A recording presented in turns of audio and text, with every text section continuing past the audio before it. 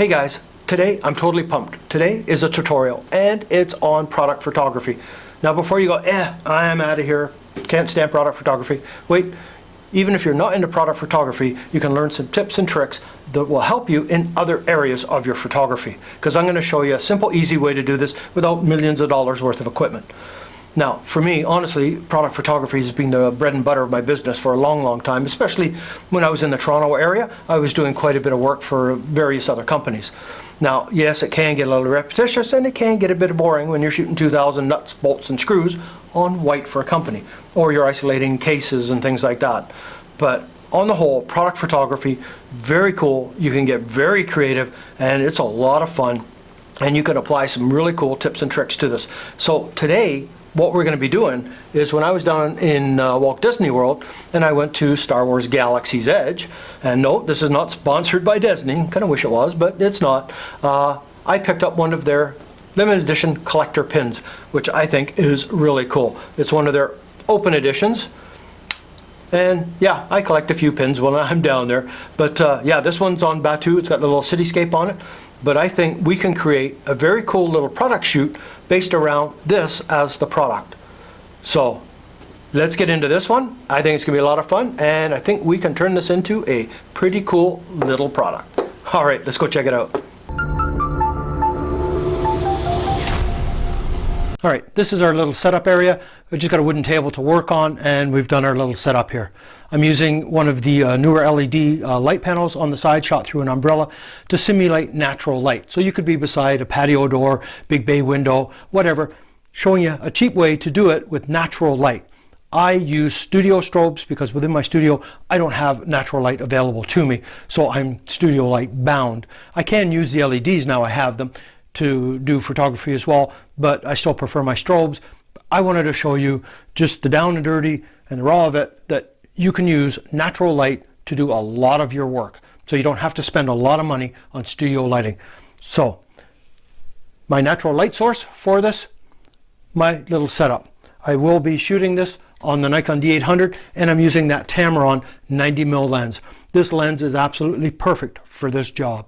So let's get in close, have a look at the setup, check it out. So you can see I've got this really cool little texture mat here going on, and it's kind of got that metal look to it because Star Wars is all about the space stuff. We've got our main product here, and this is the card that it was mounted on. So the color matches for this perfectly already. I didn't have to do anything for it. I've got this cool little box back in here, and with that brass work on it, I thought accented really well in with the coin. This piece here is just a plastic base off of a little display case, but that little rock formation really adds in, especially with Batuu being a planet in the galaxy.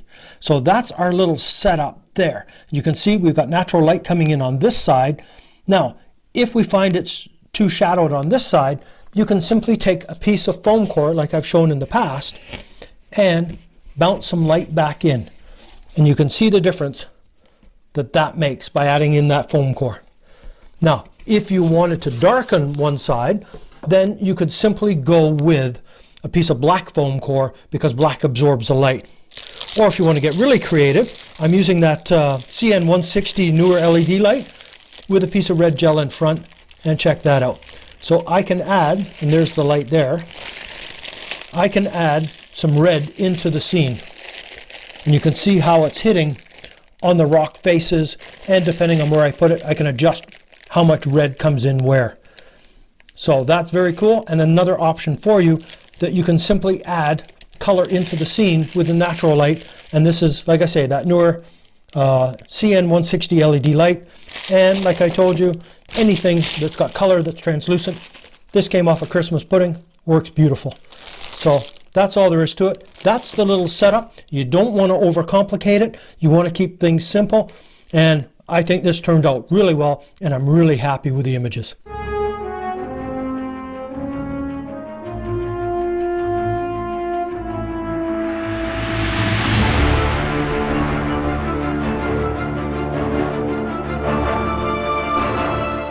All right, you can see we're working in a small area. You don't need a big area in which to do this. You just need a light source, in my case an LED light. For you it could be just natural light coming in from a window. You need a surface to work on. Here I've just put a piece of wood planking on top of a card table, and we've got our little setup there. It works out wonderful. So you don't need a lot of expensive gear to be able to do this. What you need is the imagination and the creativity to do this. And I mean, I love doing this. Setting up those little sets and getting the lighting just right and everything. I just love that. And as I say, you can add in some color and everything else, and you can really pump it up and make it look really cool. So you don't need a big space. You just need to work with what you have and find ways to make it work. I mean, this is a doormat that I use for a base. You can't get much simpler than that. So, all right, I hope you really enjoyed this video. I'd love to see some of the creative product shoots that you guys do. Use your creativity, use your imagination, have some fun with it, because I think once you get into product photography, you'll really enjoy it, and it's a good venture into making photography as a living for yourself.